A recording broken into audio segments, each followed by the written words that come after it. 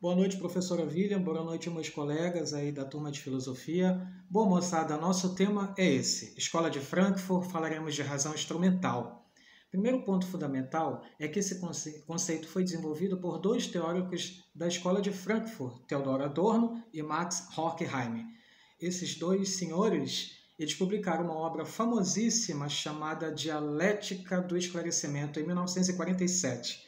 E com a publicação desse texto, foi, na verdade, uma grande divisão de águas a respeito de como que se via cientificamente o mundo ocidental. E o que é interessante lembrar é que essa obra ela é publicada num contexto de pós-Segunda Guerra Mundial, no momento em que a Europa passava por uma reconstrução, além da política econômica, também uma reconstrução moral, na ideia de qual que seria o plano e o projeto do mundo ocidental adiante das catástrofes da Segunda Guerra. Mas antes de começar a entender de fato esse processo, temos que saber o que é a chamada teoria crítica. A teoria crítica se entende como um grande processo de compreensão que a Escola de Frankfurt desenvolveu a respeito do desenvolvimento científico. Como que o Ocidente construiu, uma interpretação a respeito desse processo. Mas a teoria crítica, além disso, ela tem um outro problema mais grave, tentar compreender o processo de racionalização do mundo contemporâneo de forma, veja só, de forma interdisciplinar. Como é que a ciência começava a se identificar internamente. Eu, particularmente, gosto de entender esse processo de reflexão como uma autocrítica que as ciências precisavam fazer no século XX. Sabe por que autocrítica?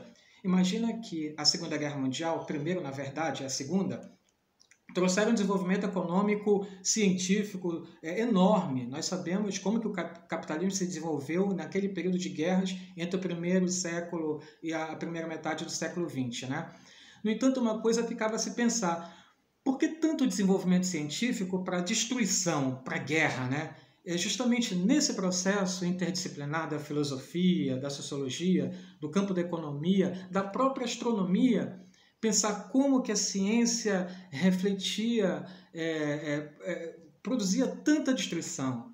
Portanto, isso tem muito a ver, esse conceito, com todo o otimismo que o positivismo tinha no século XIX. Construímos uma ideia muito clara de que a humanidade estava caminhando, veja só, numa linha progressiva rumo a uma espécie de progresso universal.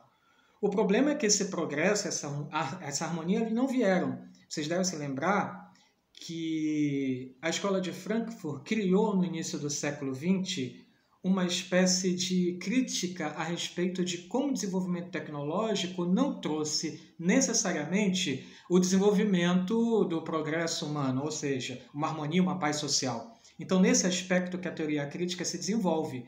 Agora, para entender como funciona a teoria crítica, precisamos recapitular um pouco da Escola de Frankfurt. Ela foi uma teoria desenvolvida nos anos 20, exatamente em 1924, por ali, quando alguns professores do Instituto de Pesquisa Social fundam dentro da Universidade de Frankfurt, dentro do próprio auditório da universidade, essa corrente de pensamento, e a intenção dessa Escola de Frankfurt era fazer uma crítica a respeito, pelo menos uma compreensão a respeito das ciências. A primeira geração da Escola de Frankfurt, ela surge com vários autores, e entre eles se destacam esses dois teóricos que nós falamos, O Theodor e o Max, o nome é meio estranho, Max Horkheim, isso. A intenção dos autores era compreender como que o desenvolvimento moderno não trouxe necessariamente todo esse progresso que pelo menos foi vendido pelos grandes filósofos do mundo moderno. Então veja, criou-se uma espécie de otimismo, uma espécie de crença cientificista no mundo europeu, mas o século XX simplesmente ele mata completamente essas grandes expectativas. Pensa comigo agora, se você faz uma questão de contexto geral, você vê até que a literatura caiu um pouco nesse marasmo meio que desconfiado, uma suspeita a respeito da ciência. Você lembra dos existencialistas? Jean-Paul Sartre, que mais? Jean-Paul Sartre, os autores da literatura, Fernando Pessoa, todos esses autores eles têm uma espécie de desconfiança a respeito do mundo moderno. Quando Adorno e Horkheim construíram essa ideia de razão instrumental, construíram uma ideia como é que a racionalidade ela pode se transformar em um instrumento de dominação. Porque tudo que foi vendido durante o pensamento moderno, desde Descartes até Kant, foi a ideia de que a razão levaria o homem para essa emancipação, né?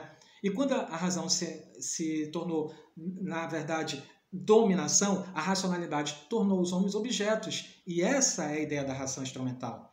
De acordo com Adorno e Horkheim, a racionalidade do Ocidente, através do desenvolvimento científico, não trouxe necessariamente progresso para a vida humana, mas trouxe também um processo de acumulação de riqueza, domínio de um país para outro, a utilização da ciência como instrumento político, e justamente nesse aspecto, nesse processo como classes sociais tomam a ciência para si, é que Adorno e Horkheim farão críticas pesadíssimas à ideia de racionalidade.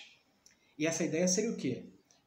Poderíamos, então, se a razão se tornou um instrumento de racionalização, pensar numa nova forma, numa nova ciência que trouxesse de fato a emancipação, um novo paradigma para a racionalidade, pensar uma nova ideia de razão. Será que era possível elaborar uma forma de racionalidade que servisse para todos os seres humanos? Não necessariamente de maneira igualitária, como se fosse uma coisa quase que utópica, mas pensar como a razão precisa ser revalorizada no Ocidente. E olha, essa preocupação não foi só a preocupação desses dois teóricos. Durante muito tempo na escola de Frankfurt, desde Walter Benjamin até Habermas, no tempo mais recente, a ciência foi pensada muito que precisa ser reformulada. É uma indagação geral para a gente aqui poder até implementar elementos conclusivos, né? Teremos que implementar uma nova forma de ciência para evitar uma nova Auschwitz.